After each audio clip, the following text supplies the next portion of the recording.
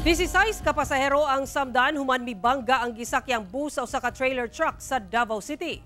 Nakaalerto si Kent Abrigana. Wasak ang atubangan niya parte ni ining usa ka bus human mibangga sa kilid sa usa ka trailer truck sa Bunawan, Davao City Miyerkules sa hapon. Sa inisyal nga investigasyon sa kapulisan, nagabiyahe sa managlahing direksyon ang duha ka sakyanan. Padulong sa Davao City ang trailer truck, samtang padulong sa Tagum City ang bus nga dunay sakay nga mga pasahero. Going to north, and then dito may atbang sa sa eskwelahan.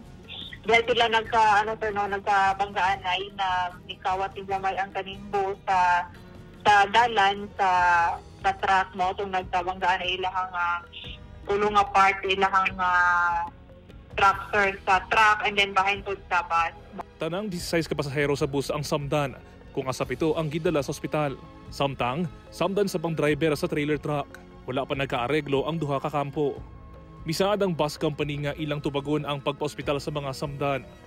Wala pa'y pahayag ang driver sa bus ug truck. Paimangnot sa kapulisan, nirespeto nato ato ang sundo ng balaod trapiko para iwas disgrasya sa dalan. Kaya nga to ang tumungan ni sir kanang pagkandak nato og kanang mga operations sa kalsada, labi na sa speed limit para na sa protection sa tanan. Kent Abrigana, 1 Mindanao.